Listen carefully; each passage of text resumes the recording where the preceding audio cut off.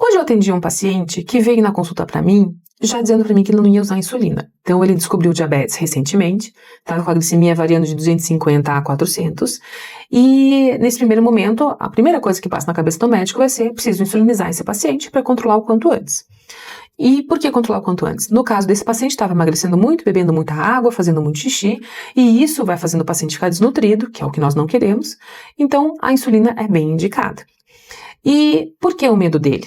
Porque ele ouviu falar na família que muitas pessoas tinham amputado perna, tinham infartado, tinham tido derrame depois que começaram a usar a insulina. Então aqui eu tenho que lembrar uma coisa importante para vocês. Quando eu vou usar a insulina, primeiro, nesse caso do paciente que teve o diagnóstico recente, nós utilizamos insulina para controlar logo o paciente e esperarmos os exames que vão ser solicitados para até nós analisarmos se esse paciente produz ou não produz insulina, se ele tem reserva pancreática, para eu poder determinar se esse paciente é diabético tipo 1, se é tipo 2, se tem algum outro tipo de diabetes. E até eu ter esse resultado de exame, eu preciso manter um bom controle metabólico. Então, eu prescrevo insulina.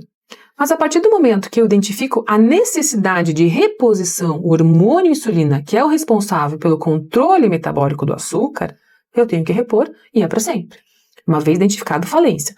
Mas se esse paciente, eu identificar que além dele ter descoberto diabetes agora, ele estava com uma infecção importante na urina, ou ele veio para mim com Covid, ou ele veio com uma pneumonia. Muitos pacientes nem sempre têm já queda na produção de insulina e precisam usar a insulina de forma oportuna quando o organismo entra em algum estresse metabólico. Usar a insulina de forma oportuna, ela é importante nesse tipo de situação.